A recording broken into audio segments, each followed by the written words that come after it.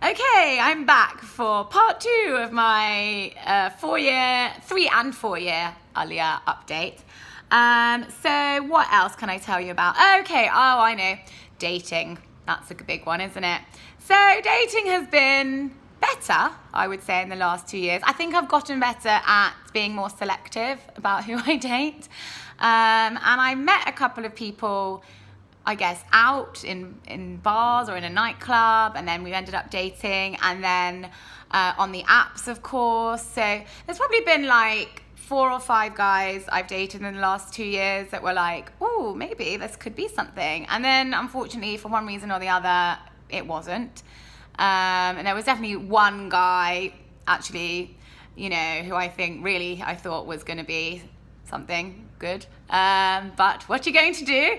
But yeah, so I mean, at least it's felt better, which is good, but still not found the one yet. So if you are out there, can you just hurry up and find me, please?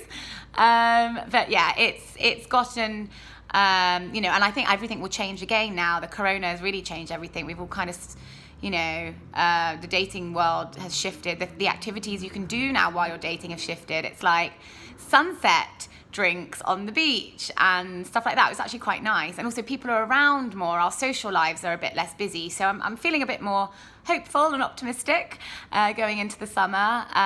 So yes, I will keep you posted about that. If ever there's something exciting to tell you, I will.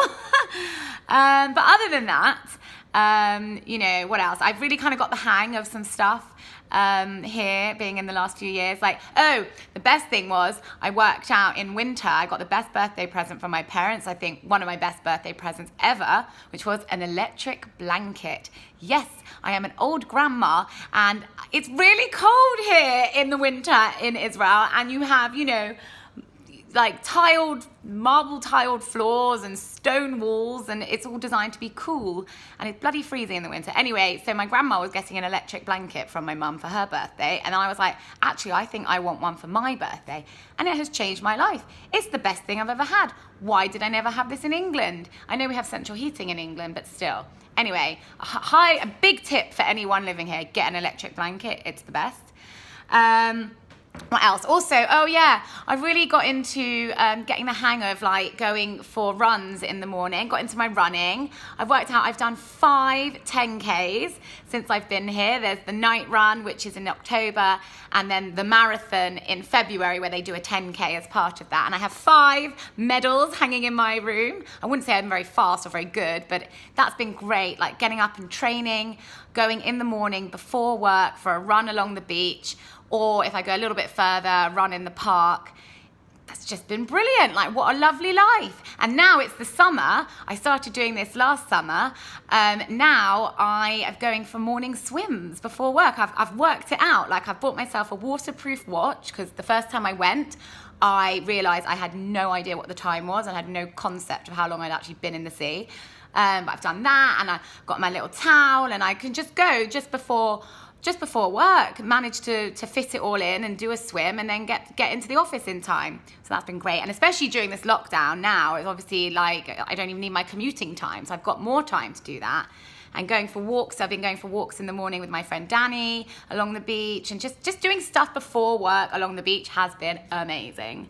And then actually the other thing that's been great is the scooters. There's these electric scooters everywhere that you just pick them up like Boris bikes, but even easier and better. And I scoot to work every day. Now, obviously I could have bought my own scooter, which probably would have been more cost effective. However, then you have to park it and not worry about it being stolen and carrying it up all the stairs. And the winds and the limes and the birds here have been brilliant.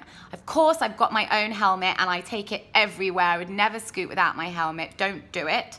But it's just been wonderful, and that freedom of getting up in the morning, imagine it, I've gone for a run along the beach or a swim in the sea, come home, shower, jump on my scooter and scoot to work. It's just great. It's such a great feeling, I have to say.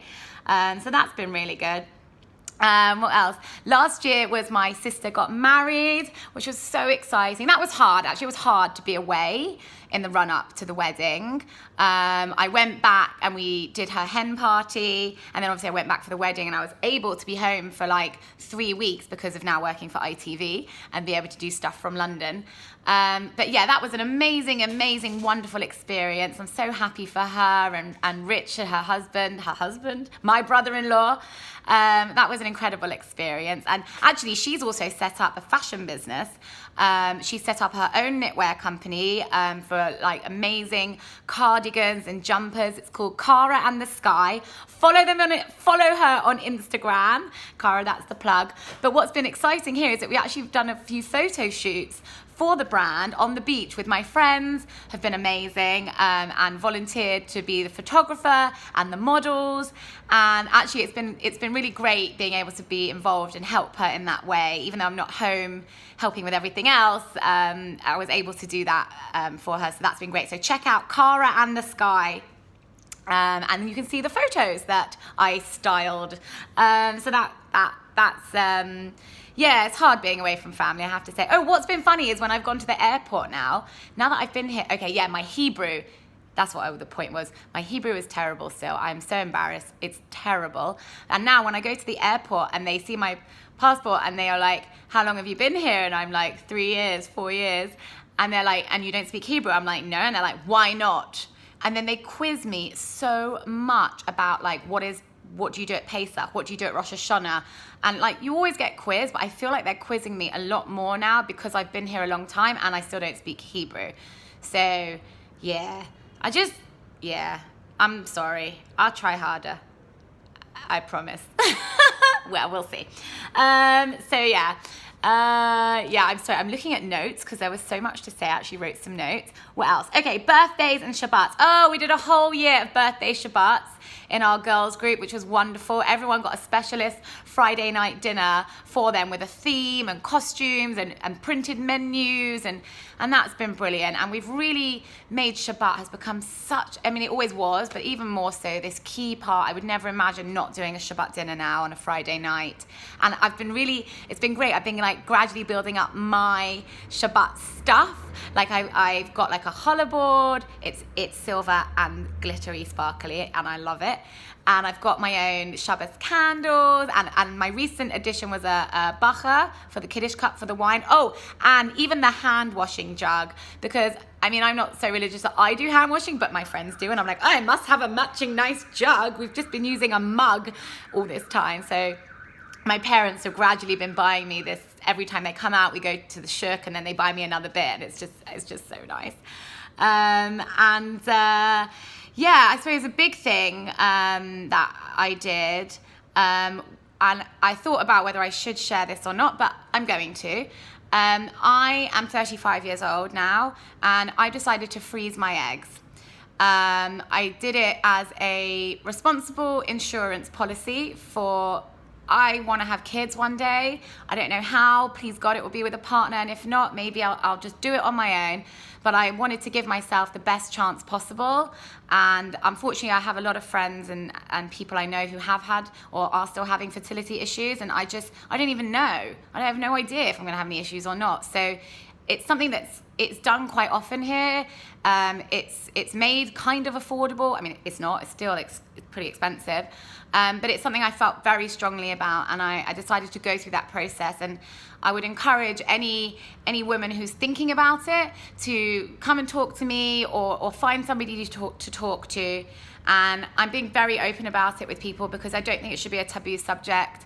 It's very personal and very private, but it's also something that I think is just responsible and forward thinking. And if you're in a position where you have the time and the money to do it, then, you know, it shouldn't be something that you're ashamed of or quiet about or anything like that.